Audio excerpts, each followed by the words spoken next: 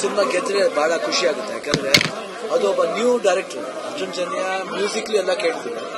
But first time Darshan ಅಂತ ಬಂದಾಗ ಎಲ್ರಿಗೂ ಒಂದು ಕ್ವಶನ್ ಮಾರ್ಕ್ ಇರುತ್ತೆ, ಏನ್ ಮಾಡಿರ್ಬೋದು.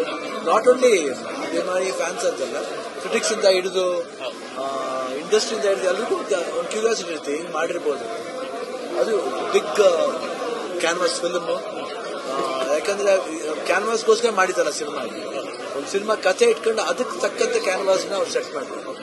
ಅದು ರಮೇಶ್ ರೆಡ್ಡಿ ಅವ್ರಿಗೆ ತುಂಬಾ ಥ್ಯಾಂಕ್ಸ್ ಹೇಳ್ಬೇಕು. ಯಾಕಂದ್ರೆ ಅವ್ರು ಸಪೋರ್ಟ್ ಮಾಡಿದ್ದು ಒಬ್ಬ ನ್ಯೂ ಕಮರ್ಗೆ ಮ್ಯೂಸಿಕ್ ಮಾಡ್ಬಿಡ್ಬೋದು, ಬಟ್ ಆಸ್ ಎ ಡೈರೆಕ್ಷನ್ ಒಂದು ವಿಭಿನ್ನವಾಗಿ ಜನಗಳನ್ನ ಕೂರಿಸಬೇಕು. ಒಂದು ವಿಭಿನ್ನವಾಗಿ ಒಂದು ಹೆಂಗೆ ಪ್ಯಾರಲ್ ವರ್ಲ್ಡ್ ಇವತ್ತು ಜನ ರಿಲೇಟ್ ಮಾಡಿ, ಈ ವರ್ಲ್ಡ್ ಆ ವರ್ಲ್ಡ್ ಪ್ಯಾರಲ್ ವರ್ಲ್ಡ್ ಇಟ್ಕೊಂಡು ಪ್ಯಾರಲ್ ಹೋಗ್ಬೇಕು. ಆಮೇಲೆ ಇವತ್ತು ಏನ್ ಮೆಸೇಜ್ ಬೇಕು ಆಡಿಯನ್ಸ್, ಒಂದು ಒಳ್ಳೆ ಮೆಸೇಜ್ ಇದೆ. ಮೊಬೈಲ್ಸ್ ಇರ್ಬೋದು, ಯಾವತ್ತ ಅದೆಲ್ಲ ಬಹಳ ಅದ್ಭುತವಾಗಿ ಕಮರ್ಷಿಯಲಿ ಒಂದು ಫಿಲಾಸಫಿನ ಬಹಳ ಚೆನ್ನಾಗಿ ಹೇಳಿದ್ದಾರೆ. ಅಂದ್ರೆ ಎಲ್ಲಾ ವಸ್ತುಕ್ಕೂ ಒಂದು ಜೀವ ಇರುತ್ತೆ, ಅದೊಂದಿದೆ ಮೆಸೇಜ್.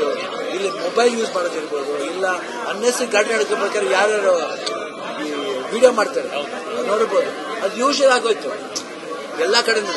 ಸೊ ಅದರ ಸಮ್ ಪಾಯಿಂಟ್ಸ್ ಎಂಟರ್ಟೈನಿಂಗ್ ವೇಲಿ ಬಹಳ ಚೆನ್ನಾಗಿ ಮಾಡಿದೆ. ಅದು ನಾವು ರಾಜೇಶ್ ಶೆಟ್ಟಿ 3 ಜನ ಸೇರಿದ್ರು. ಹೇಳ್ತೀವಿ ಒಂದು ತ್ರಿವೇಣಿ ಸಂಗಮನ ತ್ರಿವೇಣಿ ತಿಂಗಳ ಮಾಡ್ತಾ ಇದ್ದೀವಿ. ಅದು ಬಹಳ ಖುಷಿಯಾದ ವಿಷಯ. ಒಳ್ಳೆ ಥಾಟ್, ಜನಗಳ ಒಂದು ಅಭಿಪ್ರಾಯ ಇದೇ ತರ ಸರಿಯಾಗಿದ್ಬಿಟ್ರೆ I think film will do still more good ಅಂತ ನನ್ನ ಭಾವನೆ. ಇದುವರೆಗೂ ನಾವು ಬಂದ ಪ್ರತಿಕ್ರಿಯೆಯಲ್ಲಿ ನಾವು ಬಹಳ ಖುಷಿ ಕೊಡ್ತು, ಹೆಮ್ಮೆ ಕೊಡ್ತು. ಯಾಕೆ ಇದು ಒಂದು ಡಿಫ್ರೆಂಟ್ ಆದ ಒಂದು ಪ್ರಾಜೆಕ್ಟ್ ನ ಜನ ಎಷ್ಟು ಬಿಫೋರ್ ರಿಲೀಸೇನೆ ಆ ಟ್ರೈಲರ್ ನ ಬಹಳ ಚೆನ್ನಾಗಿ ಅವರು ಏನು ಡಿಕೋಡ್ ಮಾಡಿದ್ರು. ಅದು ಬಹಳ ಖುಷಿ ಆಗುತ್ತೆ. ಒಂದು ಫಿಲ್ಮ್ ಡಿಕೋಡ್ ಇಷ್ಟು ಡಿಕೋಡ್ ಮಾಡಿದ್ದಿಲ್ಲ ಅಂತ ತಲೆ ಕೆಡ್ಸ್ಕೊಂಡಿಲ್ಲ, ಇಷ್ಟು ಡಿಕೋಡ್ ಮಾಡಿದ್ರೆ ಅದು ನಮಗೆ ತುಂಬಾ ಹೆಮ್ಮೆ ಅನಿಸ್ತು. ಬಂದು ನೋಡ್ಬೇಕಾದ್ರೆ ಈ ರೀತಿ ಒಂದು ರೆಸ್ಪಾನ್ಸ್ ಬಂದಿದ್ದು ಬಹಳ ಖುಷಿ.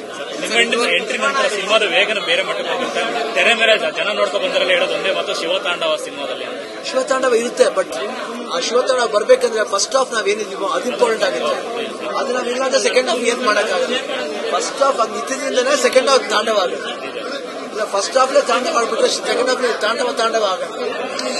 ಸ್ಲೋವಾಗಿ ಅದಕ್ಕೆ ಶಿವ ತಾಂಡವ ಆಗುತ್ತೆ. ಶಿವ ಸೌಂಡ್ ಕಮ್ಮಿ ಇರುತ್ತೆ, ತಾಂಡವ ಜಾಸ್ತಿ ಇರುತ್ತೆ. ಅಥವಾ ಇದನ್ನ ಅರ್ಜುನ್ ಜನ್ಯ ಫಸ್ಟ್ ಹಾಫ್ಲಿ ಉಪೇಂದ್ರ ಹಾಗೂ ರಾಜೇಶ್ ಶೆಟ್ಟಿ ಎಷ್ಟು ಚೆನ್ನಾಗಿ ಕ್ಯಾರಿ ಮಾಡಿದ್ದಾರೆ ಅಂದ್ರೆ ಜನಗಳನ್ನ ಎಂಗೇಜಿಂಗ್ ಆಗುತ್ತೆ. ನಾನು ಯಾರೋ ಫ್ರೆಂಡ್ಸ್ ಫೋನ್ ಮಾಡಿದ್ರು, ಹೇಳಿ ಫಸ್ಟ್ ಹಾಫ್ ತುಂಬಾ ಎಂಗೇಜಿಂಗ್ ಆಗಿ ಹೋಗುತ್ತೆ, ಸೆಕೆಂಡ್ ಹಾಫ್ ಬಂದ್ಬಿಟ್ಟು ವೇಗ ಜಾಸ್ತಿ ಆಗುತ್ತೆ. ಅದು ನೀವು ಎಂಟ್ರಿ ಆದ್ಮೇಲೆ ಅದು ಆ ಎಂಟ್ರಿ ಫಾಸ್ಟ್ ಆಗ್ಬೇಕಾದ್ರೆ ಈ ಎಂಟ್ರಿ ಚೆನ್ನಾಗಿದೆ ಅಂತಂದ್ರೆ ಸರ್ ಇದುವರೆಗೆ ರಗಡ್ ಲುಕ್ ಅಲ್ಲೇ ಕಾಣಿಸ್ಕೊಂಡು ಹೋಗ್ಲಿ, ಈ ಸತಿ ಕಾಮ್ ಅಂಡ್ ಕಂಪೋಸ್ಡ್ ಅಲ್ಲದೆ ಈ ಸೀರೆ ಹುಟ್ಟ ಲುಕ್ಕಲ್ಲಿ ಕಾಣಿಸ್ಕೊಳ್ಳುವಂಥದ್ದು ಎಲ್ಲರೂ ಕೂಡ ಆಶ್ಚರ್ಯ ಆಗುತ್ತೆ. ಎಲ್ಲ ಅವತಾರಗಳಷ್ಟೇ, ಎಲ್ಲ ಅವತಾರಗಳನ್ನ ಅವರು ಮಾಡಿದ್ರು ಅರ್ಜುನ್ ಜನ್ಯ. ಅದು ನಮ್ಮ ಪಾಲು ಬಂತು, ಅದು ಭಾಗ್ಯ.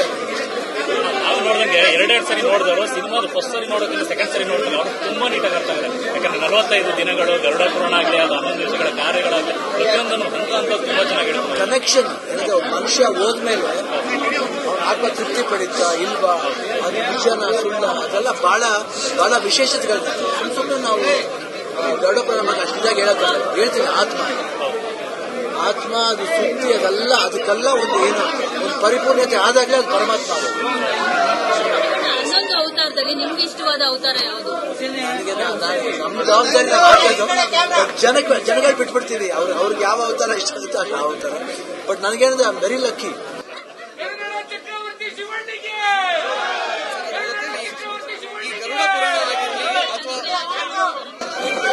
ಒಂದು 5-6 ತಿಂಗಳಾಯ್ತು ಯಾರೋ ಕೊಟ್ಟು. ನನಗೂ ಬೆಳಿಗ್ಗೆ ಗೊತ್ತಾಯ್ತು, ಬಹಳ ನೋವಾಯ್ತು.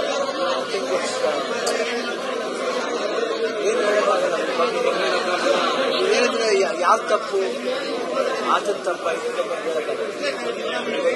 ಎಲ್ಲರೂ ಆತ್ಮಕ್ಕೆ ಶಾಂತಿ ಸಿಗ್ತದೆ. ಅದು ಹೇಳೋದು ಈಸಿ, ಆತ್ಮಕ್ಕೆ ಶಾಂತಿ ಸಿಗುತ್ತೆ ಹೇಳೋದು. ದುಃಖ ಅದನ್ನೇ ಎಲ್ಲರಿಗೂ ಬರುತ್ತೆ ಹೋಗುತ್ತೆ, ಬಟ್ ಕ್ರಮೇಣ ಇದೆ ಆ ದುಃಖ ಕಮ್ಮಿ ಆಗಿ ಹೋಗುತ್ತೆ.